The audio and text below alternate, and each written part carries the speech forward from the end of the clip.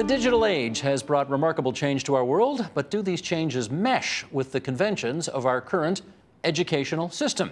Here's Cathy N. Davidson, author of Now You See It, How Technology and Brain Science Will Transform Schools and Business for the 21st Century. And it's good to have you back here in the studio today, Cathy. Thank you. It's wonderful to be back. Well, we talked yesterday about how in the 21st century new technology is changing what we pay attention to. So I want to see if that premise works today as we look through the educational sector. Yes. That's a subject that we return to many times here at this network. And I want to know, from elementary school to post-secondary institutions, have our educational institutions been able to match the technological shift that we're living through right now? Well, the good news is there's many wonderful teachers who are doing remarkable things. The bad news is we've inherited a system that was really designed for the industrial age, to get farmers into the factory. And that really doesn't work very well for our moment. And the most obvious one of those things is multiple choice testing. You know, we don't live in a world where the best possible answer from 4 very select choices serves us very well. In fact, it focuses us on a narrow world, a standardized world, just at the moment where the internet is giving us thousands of choices. There's a wonderful site called Farm Kids, where you go to that site and you find out, you put in farm animals, and you find out everything about farm animals. And I think to myself, if you ask kids, for example, a standard question that was asked on the first multiple choice test ever raised: which of these 4 animals is a farm animal? A, cow; B, dog; C, pig; E, hippopotamus. I guess I had 2 farm animals in there. If they answered dog, in other words, that's a wrong answer, unless you live on a farm and you know it's a right answer, right? That's right. I mean, yeah. dogs are. Yeah. So multiple choice tests are teaching you how to think in a very narrow and select way, not necessarily in the right way, and not anything as complex as this site, Farm Kids, which is all about hundreds of animals and how they act and how they interact, and it allows you to pretend you're a farmer, and it's a very creative way of doing things. It's the exact opposite of choosing the one best answer from 4 possible choices. So if we live in a world that has been basically designed more than 100 years ago, presumably the people in the educational world know this, and they are trying to redesign the educational world for the 21st century, right? I hope so. You're not sure? I hope so. The workplace has changed so much. Our social life has changed so much. Everything has changed so much in the last 20 years. And it's now exactly 20 years since 1993, April 22nd, 1993, when the Mosaic 1.0 browser was made commercially available. It's kind of the official start date for the information age. 20 years, that means we have kids who don't know it before. They've grown up entirely in this new interactive world where I can have an idea, I can write that idea on my computer, and anyone else with an internet connection can receive it, but I'm being tested by A, B, C, D. I mean, it's a very bad mismatch between the way we test and the way we're grading intelligence and achievement and the kind of skills that we demand in the world we're living now. And there are many educators that are worried, many. In fact, I've not met any educator who thinks our standardized testing system works for the world we live in now. I'm going to come back to the standardized test because it's a huge debate up here as well. Yes. But I want to talk to you about, I want to know why the United States, which spends, I think, the second most per student in the OECD on public education, Right. and yet routinely, I wrote down the numbers here, 17th in reading, 23rd in science, 31st in math. Now, how can you spend that much and get such poor outcomes? Well, we don't get poor outcomes at the affluent schools. Our public schools in the United States are tied to the income level of the neighborhood and the community. And the average is terrible. You know, we also, this is my polemic, we test, in the United States, we test more than any other country on earth. We test more often, and we test at a younger age than any other country. I actually think the more you test, the less you learn. And the counterexample to the United States is, of all places, Finland, which abolished standardized testing about 20 years ago. And they're number 1 in everything. I know. The OECD said, well, how about you give your kids it's the standardized tests? And the Finns said, well, sure, our kids would be fascinated. They've never seen them. And they at first thought there was some misreporting when they got the test scores back and they were perfect. But the difference is the Finns believe in their teachers and support their teachers. In fact, you have to have a master's degree to teach anything above kindergarten. 1 day a week is spent where the teachers get together and they think about what they think is excellence for all students, not for the best students. The American system is really geared to the very best students who are going on to college, which means a whole segment of the population who couldn't begin to afford college in the American system know they're not going on to college and basically give up. I thought you had a law in your country called No Child Left Behind, and that you leave no children behind, he said facetiously. And I'm completely with you, and I share that facetiousness. That's been our national policy since 2002. We leave about a third of our children behind, and at a very early age. Around 6th grade is the point where the gap, achievement gap, just it charts so perfectly onto the income gap that it's pathetic and it's deplorable. Okay, but here in the province of Ontario, I remember it was, I think the middle 1990s, where parents put pressure on the provincial government of the day because they said, we're spending all this money on education and we have nothing that we can hold in our hand. There is no definitive way of testing whether or not our kids are actually learning anything. So in came all these standardized tests. And now we have, whatever it is, 15, 16, 17 years later, people saying, we've been testing these kids for all this time, but we're not sure the information's any good. I know. So what do we do? I think we need to get rid of standardized testing. We are at the moment, and this is the exciting and the hopeful part, we're just at the cusp of new forms of testing that we can do, computational testing that are far more complex and interactive and actually give good feedback. The analogy for that is gaming. With a game, you're constantly tested with a game. That's what a game is. A game tests your abilities.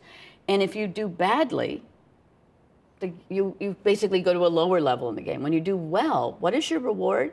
You don't sit back. You get a harder test. That's fantastic testing. Anybody who grew up, let me say it the other way. Anybody who's 60 or over right now, who didn't grow up in a digital age, thinks that's a lot of poppycock because they don't believe computer gaming has that kind of capability. Right. So the industries that most use gaming, military, for training new personnel, rehabilitation for people who've had strokes, so for the handicapped and for rehab. It's used very, very successfully for learning a second language. So those of us over 60, You're over 60? God. Did you No, just I fess up to that? lied. I lied. Those of us over 40. Don't tell, please. Okay. Those of us over 40. Those of us over 40 have to realize that, in fact, there's a new kind of gaming that's really about testing yourself. It's more like learning a sport, where you learn by constantly being tested at higher and higher levels and getting real-time feedback. That's the key. There's nothing wrong with testing. People think I'm anti-testing. I'm actually not. I like to test all the time. Everything should be a test. Just useful tests. Useful tests that tell you how you're doing now and then graduate the new example to what you've learned or haven't learned. So, for example, I learned Java last year from Code Academy, an online source. I learned HTML5 from Udacity, another online source. I've learned from Code Academy. You can code? Pardon? Yes. You can code? I code very badly, but I wanted to test myself and learn it. Okay. And in this, you do a little test. It gives you your answer, and then it gives you another question, depending on whether you did right on the test or wrong on the test. And actually, I learned statistics from Carnegie Mellon, and it actually said, cheekily, on lesson 5, it said, Cathy, do you know that you learn best when you make a mistake, and we don't tell you why you made a mistake. We give you another test, you figure it out, and then we tell you why you were making the error you were making. You learn much better that way than when we tell you the explanation first and give you another answer. I should have known that about myself, because this is my field. And I'm also a dancer, and in dance, that's how you train somebody. You watch your teacher, you do something, they don't tell you what they did wrong. They can't come and actually change your body. And then you do it right, and then they tell you what you were doing. I did not know that about myself until I took this online test. It's basically game mechanics. It's using the set a challenge, make the challenge. If you fail a challenge, set another challenge. Learn from your mistakes constantly, in situ. We're about to have metrics that will be available to every school child that will give you a much finer gradation that will actually inspire learning. We know end of grade testing is so divorced from the actual kind of learning, concrete learning, So why that don't we it give it up? demotivates. So give it up. We will. We will. I guarantee, if I were putting money on it right now, I would guarantee in 10 years we're going to have much more complex real-time testing. Because the pendulum's going to swing back. This pendulum's going to swing back. And teachers who work with this kind of testing see the results. And I believe teachers are teachers not because they want to make a fortune. You don't make a fortune, but because they want to see great results. Most teachers are so demoralized by current end-of-grade testing. In fact, in the United States, we have a crisis of dropouts of students. About a third of students drop out. The real crisis is among teachers who are excellent. The dropout rate's about 50% within the first 5 years of testing. That's a national crisis. That's a terrible crisis. We have to do something that allows teachers to feel more invested in the outcomes, to see the outcomes happening, and not to feel that they're being tested by stupid tests that they know aren't really about the kind of learning they see in the excitement in their kids' eyes that really inspires their kids. I guess as well, there are a lot of incentives in the system designed to get high test results of students by their teachers. But in doing so, I think I read something about this in Atlanta, where a bunch of teachers sort of snuck into the office after hours and cheated. They changed all the scores because they wanted the extra benefits, the bump up in salary that comes when your kids get good scores. Right. We are incentivizing teachers to cheat. We're incentivizing teachers to cheat, which is horrible. We're also incentivizing kids to learn to game a system that's a bad system. If teaching to the test didn't work, there's a whole industry of cram schools that would be gone like that. Yeah. That's another reason why we have such an income disparity. You can learn how to take tests. And I know a friend who learned how to take the Mandarin test by learning how to take the test. He didn't learn Mandarin. He learned how to take the test. Something is so wrong with that. That's a system that's broken. And it's so broken that I think we are about to change it. Let me just make the comparison between the way you think we're going to go in the future and the different kinds of way we're going to evaluate whether people are learning with you. Because I'm sitting opposite a woman who has her PhD. Yes. But who's learning disabled. Yes. And who, when she was a kid, had people presumably tell you, you know, you don't learn properly, you're obviously not that bright. Right. So we're not still in that kind of a environment, are we? Well, actually, I was 27 before I knew I had learning disabilities. Flukily, I took a math test as a preschooler that was supposed to predict I was going to be some math genius. Well, they were wrong. But because of that, and because I tested so badly on other things, I was told that I was obstinate. Not that I was learning disabled because I was a math genius. I was obstinate. I can't read out loud. So that's pretty bad when you're in kindergarten, first and second grade. Not being able to read out loud is definitely a handicap. My teachers saw it because they'd seen this math score that I was just feeling like I was too smart to read out loud. I actually still can't read out loud. If I'm giving a talk where I have to read out loud, I have to practice about 20 times, and I do it by the rhythm of the words. Because of your dyslexia. It's very, very difficult. But I learned workarounds. My whole life I learned workarounds. It wasn't until I got my PhD very young. I was already an assistant professor in my first tenure-track job when one of my friends was taking her child to be tested for learning disabilities. And her child was remarkably like me in the way she would read lying down with a blanket over her head. And I said, wow, Andrea reads like me. I think I'm going to go with you. And her mom, who knew I was learning disabled, could tell it like that from having raised a learning disabled kid, said, sure, come and take this test. Come along. So I sat this test, and I joke, it's the only test I ever got 100 on. I mean, I'm very disabled. But, you know, I actually already had my postdoc at that time. I mean, you couldn't have more credentials. So it was very instructive to learn I was learning disabled in a world that had given me a postdoc, from a fancy school. So I think part of my commitment to learning new ways of learning is that I myself am from that world. I recently keynoted a workshop of 90 CEOs and CIOs of the Fortune's 100 companies. Where? In Kiowa Island. It was a private workshop held by the CEO of Cisco for his best customers. So it was the CEO of Bank of America, Verizon, Pretty AT&T. blue chip crowd. Yep, I was a keynoter. Bill Clinton was a keynoter. We came at the end of the conference. There were people just doing very candid discussions about the futures of their companies at the beginning. One person after another got up saying they were dyslexic.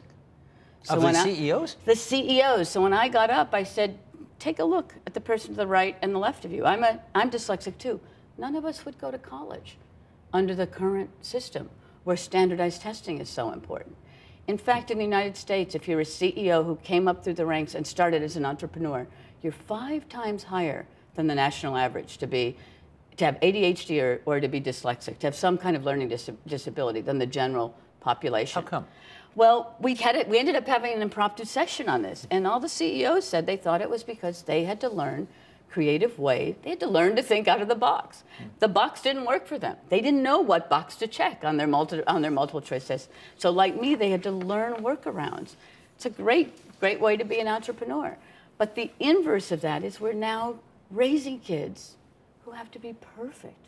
The average grade point average of an entering student at the University of California at Irvine State School, 4.1 on a 4.0 scale. That means they are perfect students who have taken AP tests, who have gotten perfect test scores. That's terrible. What's an AP test? I don't know if we have that. In the United States, we have a system called advanced placement. It means you're so good that you're taking college classes as a high school student. Gotcha. You're getting A's in that too. That's the average test score to get into our state university.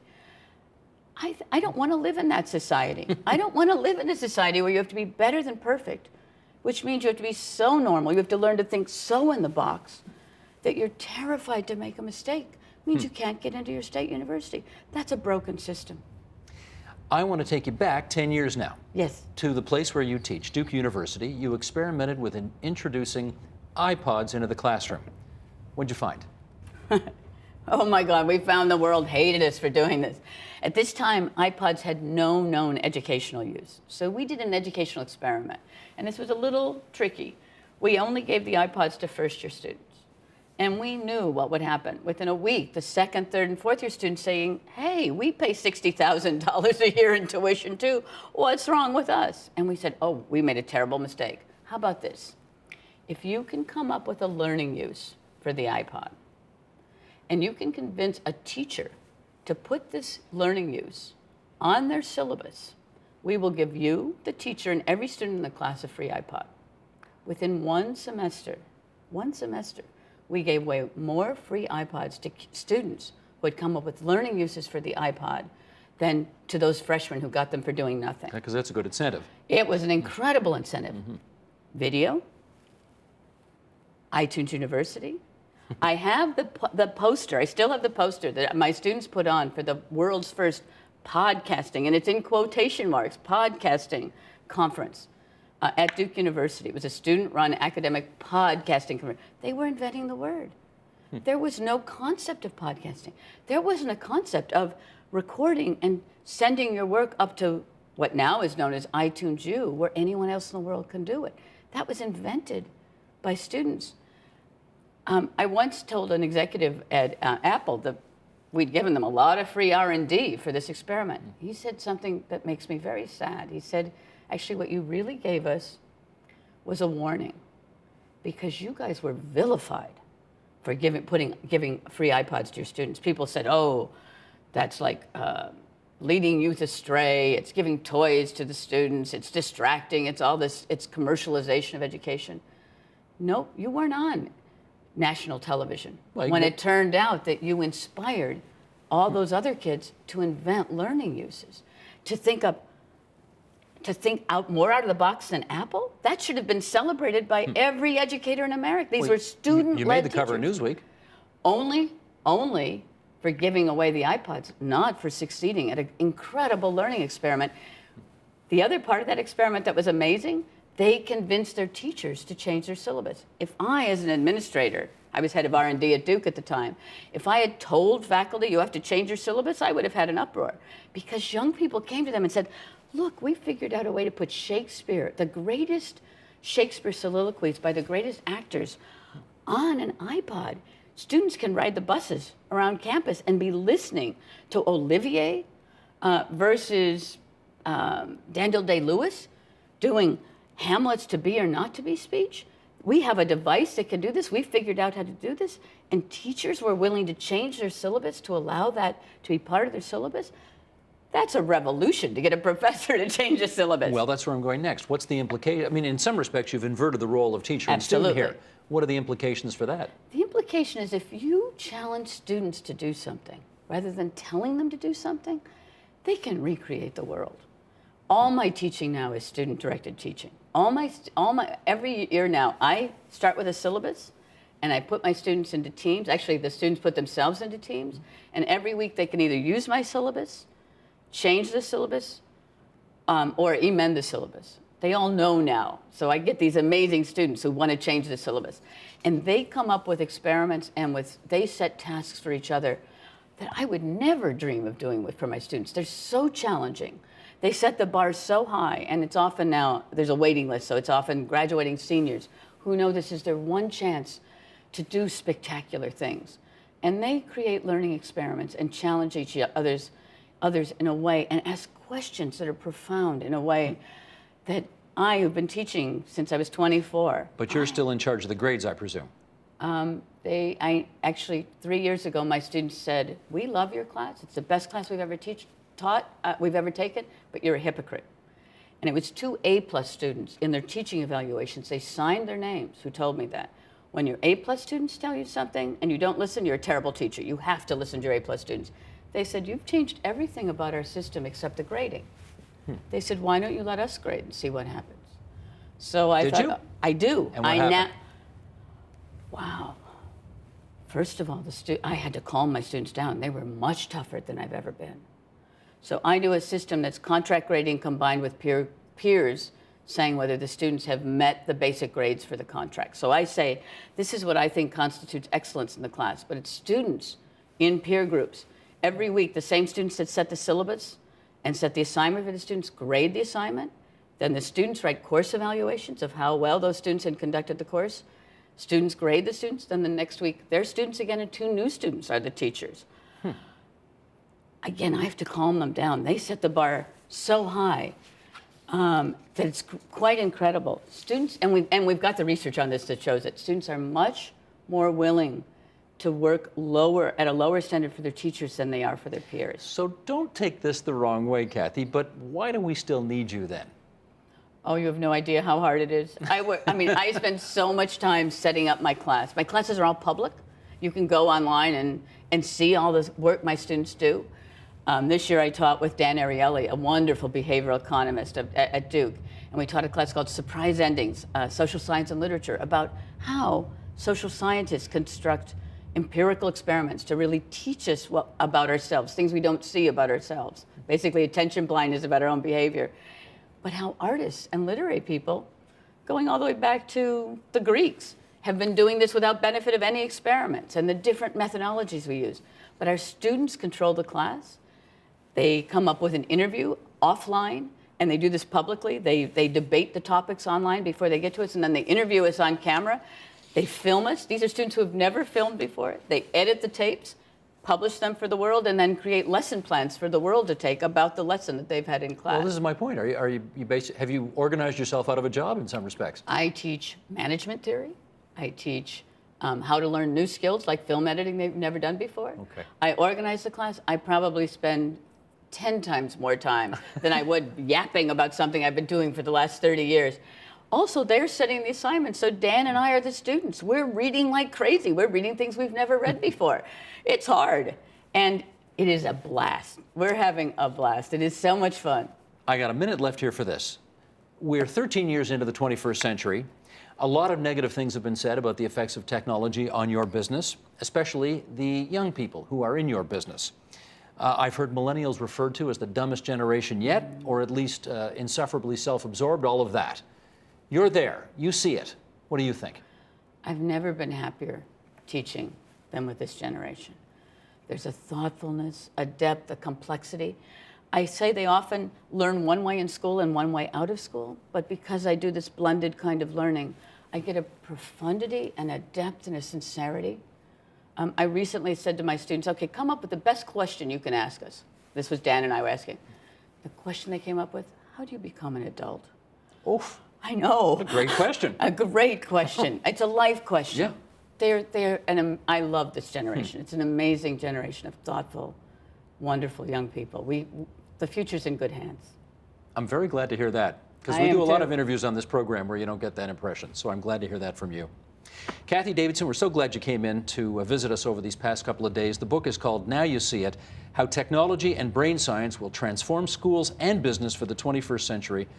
Just some wonderful reading in there that will really stimulate the mind. And we thank you for visiting us from Durham, North Carolina, and wish you a safe trip back home. Thank you. It's been a great pleasure. Support Ontario's public television. Donate at tvo.org.